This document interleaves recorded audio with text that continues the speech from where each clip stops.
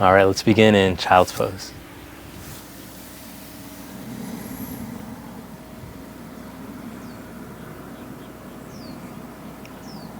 Use elongated exhalations to help to release tension and focus on releasing the body into the ground.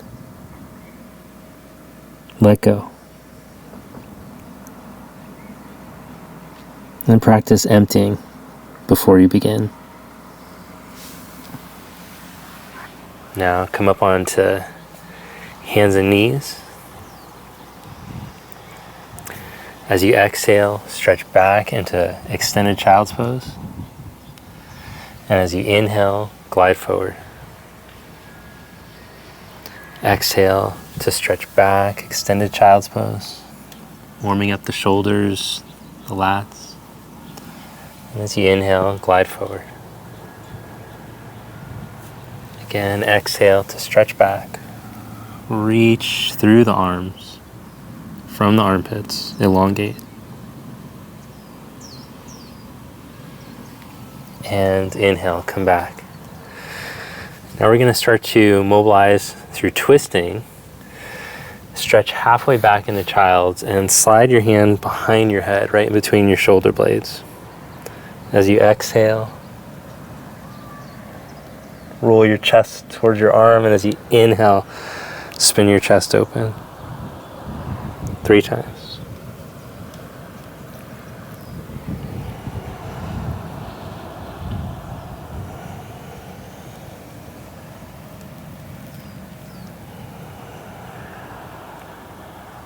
And change sides. Flowing with your breath. Find the rhythm that suits you best.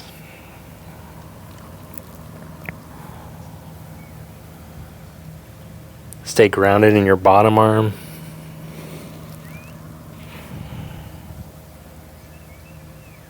Good, then release that and slide your hand onto your lower back. So we're mobilizing the shoulder at the same time that we're getting some rotation for the spine.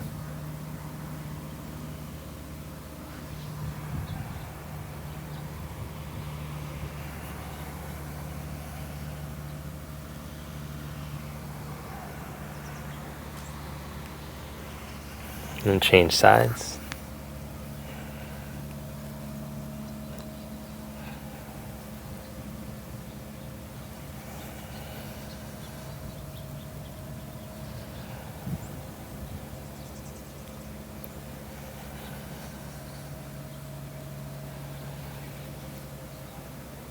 Good, then release that. Stretch back into your first downward facing dog, Adho Mukha Svanasana. Press into the hands. Reach from your armpits into your hands and lift up from your hips. So you're elongating, trying to make a line from your wrist to your shoulder to your hip. Many will need to bend the knees for this to happen because with straight legs, the back will round. So just feel what you need at this point. Don't worry about sinking the heels down, especially if your butt tucks under. Breathe calmly and slowly in and out through your nose.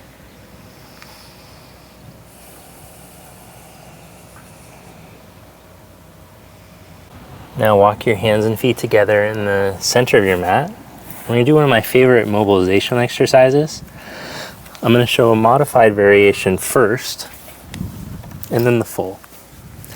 So if you don't have a deep squat yet, with your feet about shoulder distance apart, toes turned out slightly, just drop as low as you can. Might be to a block, might not even be there, might be butt to a chair. And then lift your hips up and clasp your hands behind your back. If it's difficult to, you can use a strap, towel, or shirt, and we'll stretch the shoulders. And we're just gonna flow through these movements. Come into the low position, the squat position. Either the hands are down, or if you can rest your butt onto a block or all the way down, you can raise the arms up. And then lift the butt up and either clasp the hands or use the strap or the towel. As your flexibility gets better, you'll be able to do the full variation. Then slowly control yourself into the squat position and back to the forward fold. Warming up hips, shoulders, legs. This is a great mobility exercise. Last one. And come into the stretch, the forward fold.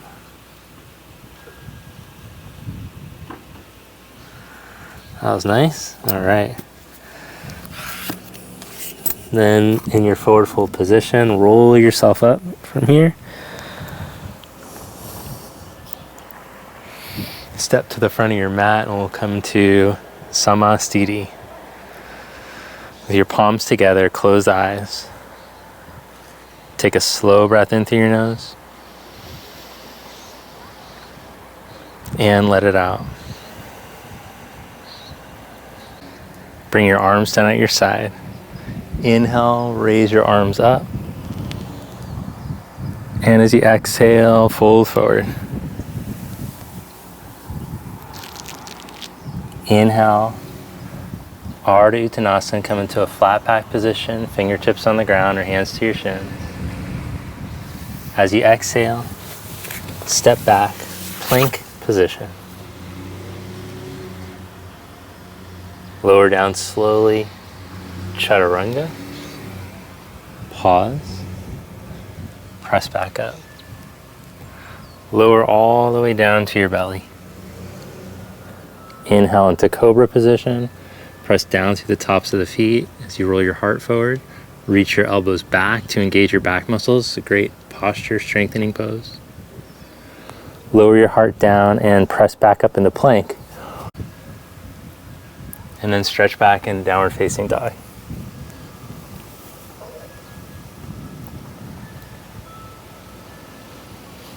From down dog, press your left big toe mound down as you stretch your right leg up and inhale.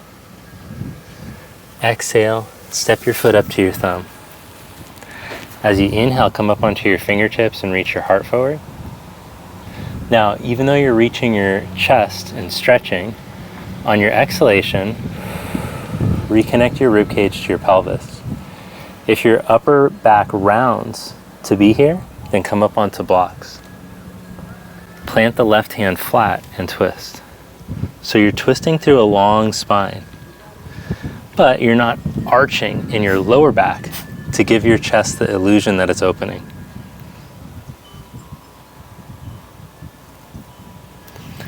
From here, slide your hand an inch in front of your shoulder, not a foot, that's extreme, and then turn onto the outer edges of your feet. Heart open, chest open, butt, rib cage connected, core connected. Reach your right arm over your ear. Big stretch as you lift your bottom hip up. And then spin the feet back to the starting position as you plant your hand down. Step back into downward facing dog. And as you inhale, raise your left leg. Good, then exhale, step your left foot up. Come up onto fingertips or blocks if needed to get the elongation of your spine. Because I have longer legs and shorter arms, I really need fingertips or maybe even a little block. And that's just based on my proportions. You could see, well, if I drop my hip a little bit, it makes it easier. But no matter how flexible I get, if I put my hands flat, my upper back is rounded just based on my proportions. So it's not always about like how flexible you are. Plant your hand and twist, whether it's on the block or not.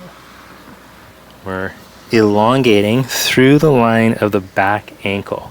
So reach your head forward through that line as you're twisting.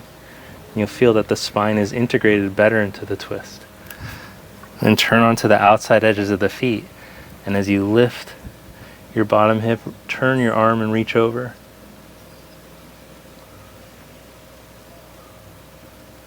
Nice. Then come back down. Spin the feet back to lunge position. Plant your hands and step back into downward facing dog. Now look between your hands and step or float up to the front. Inhale into your length, stretch your heart forward. And exhale, fold. Now drop your butt into chair position. Bring your hands to prayer. And as you reach your sit bones straight back, lengthen through the crown of your head in between your knees as you twist. Sit bones reach back, crown forward. So you're finding your spinal elongation as you're twisting, decompressing through the twist. Make sure that you aren't projecting your ribs forward towards your knees to give yourself the illusion that the upper chest is open. And then change sides. Hook the other elbow. Hips reach straight back, crown forward to the big toe line. Nice and long in the spine as you breathe. Draw your right knee back a little bit so your knees are lined up again. And come to center and fold forward. Uttanasana. Step your left leg back into a lunge. And as you inhale, come up into crescent high lunge. Bring hands to prayer as you lean out over your knee. And same thing here. Finding your spinal elongation first. Hook the elbow now to the knee. Keep your rib cage connected down towards your pelvis and the pelvic roots reaching to your back heel. Breathe length up and down your spine.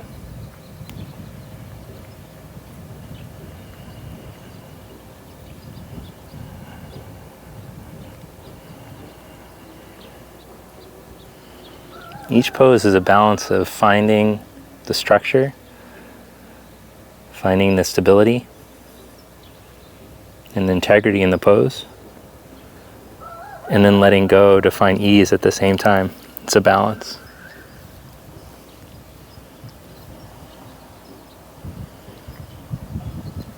Good job. Now bring your hands down to the ground. Step your back foot a little bit closer and stretch the right leg towards straight. If it's difficult to with the hands on the floor, just put your hands on blocks or a chair or books or whatever you got.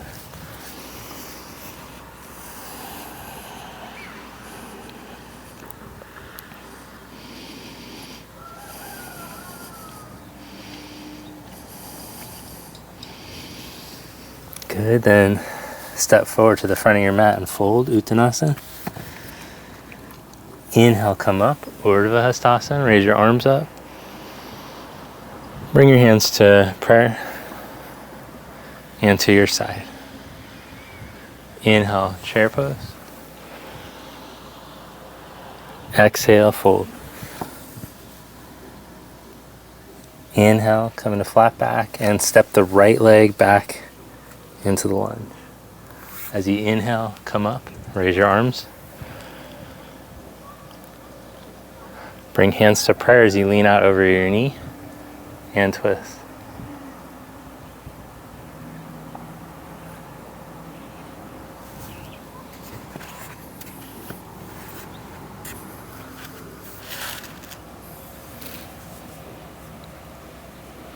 So ideally in this pose, you could draw a line from your back ankle to your hip, to your spine, through the crown of your head.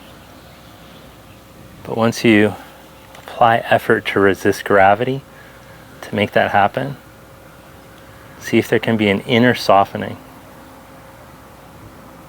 And the breath will give you a clue.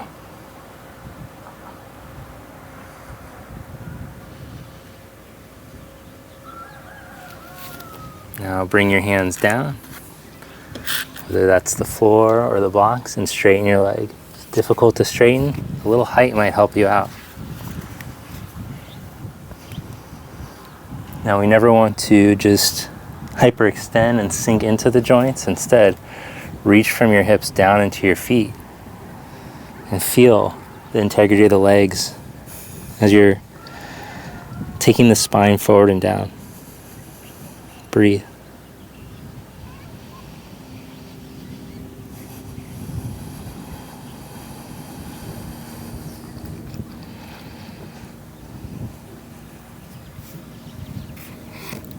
This time we're going to bend the knee and step back into plank position for an optional vinyasa, chaturanga up dog, down dog, or modified knees down, lower, inhale to cobra, and exhale back, downward dog.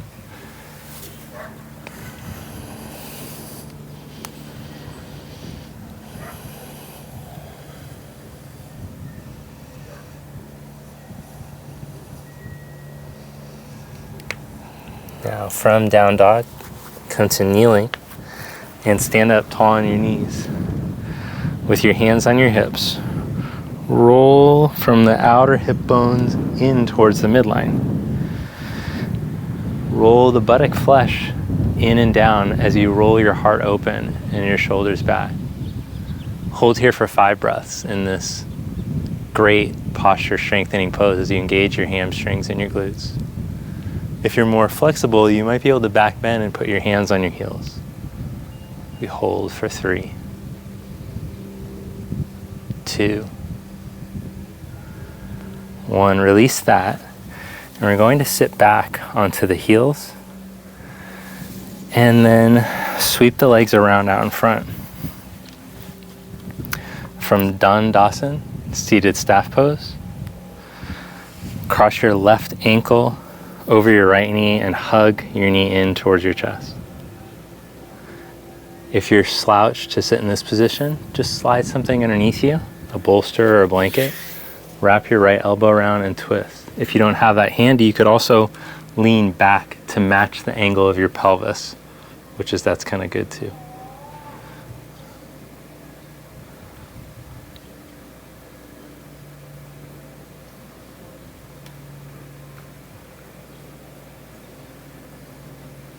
This is a great stretch for your outer hip, IT band, TFL situation.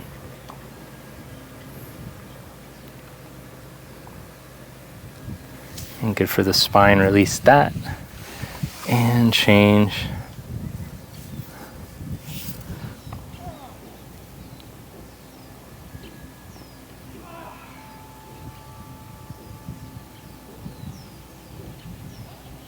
Just let go of the stress or forcing any attachment to where you should be getting in the pose.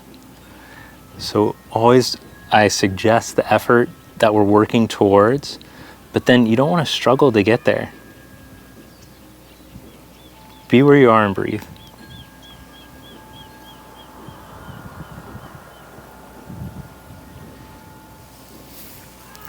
Good. Now release that and lie down onto your back. Hug your knees.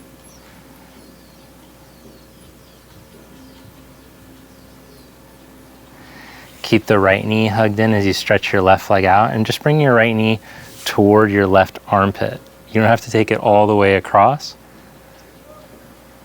unless you feel like that would be better for you. In this variation, you get a deeper outer hip stretch. It's almost like a modified pigeon.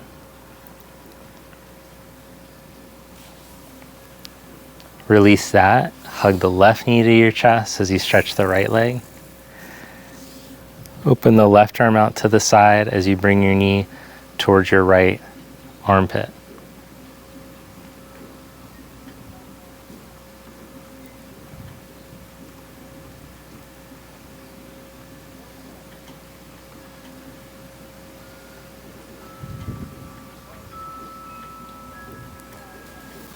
Release all that for the most important part of our practice, the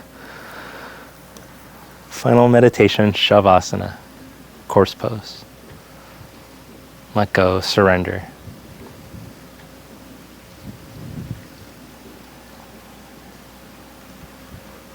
Take a slow breath in through the nose and let it all out.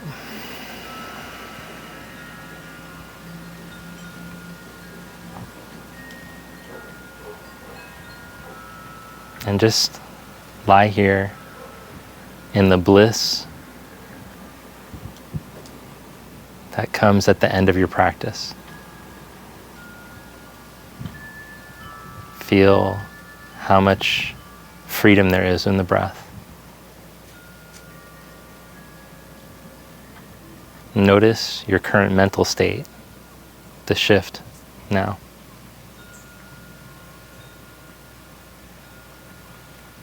Take a scan of your body. Notice how the body feels.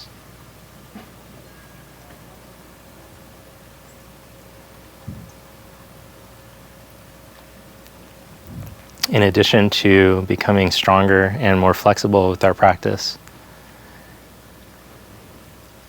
it can also help us to become more aware, more sensitive to what's happening in the body and the shifts in the mental state.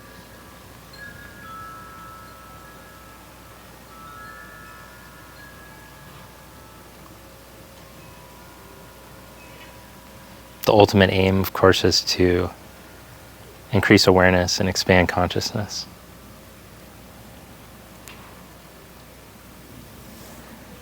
Roll over to your side. Press yourself up to seated.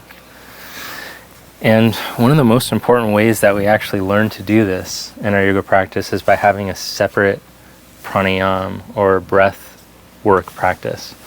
And I introduced that on the 7th day of each week. And it's the least practiced in all the challenges, which is kind of a bummer. But I realize that it's not as glamorous maybe as the physical practice, but it really is where the depth in yoga practice comes. So I challenge you to really stick with that day, day 7. Bring the palms together. Thank you. Namaste.